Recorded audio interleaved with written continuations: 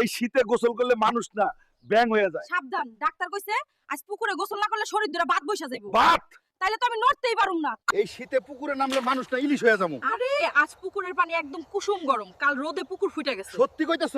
ঠান্ডা হইলে কিন্তু আমি চিল্লামু। ওগো, পুরুষ মানুষ ঠান্ডা মানে না। ঠান্ডা মানে ভয়, আর ভয় মানে লজ্জা। চোখটা বন্ধ করে জলে নেমে পড়ো না। ও মাই গড, এটা জল নয়, এটা বরফের বর। গরম নয়, এটা খাঁটি গায়ের শীত। যদি আসল পুরুষ হও পুকুরে নামো। হও। ঠিক কইছো, মরলে মরুম, কিন্তু লুঙ্গির মানে ইজ্জত যাইতে দিব না। চোখ বন্ধ করে নামো, গরম লাগবো। এইটা গোসল না, শক থেরাপি।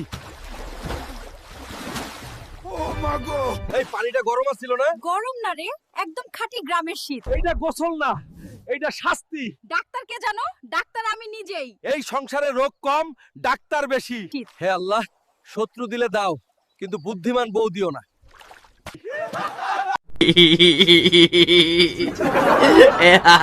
ও বন্ধুরা, যদি আপনারা লাইক না করেন তাহলে হাল্ক রেগে যাবে। ঠিক আছে, হাল্ক শান্ত হবে যদি আপনারা সাবস্ক্রাইব করেন।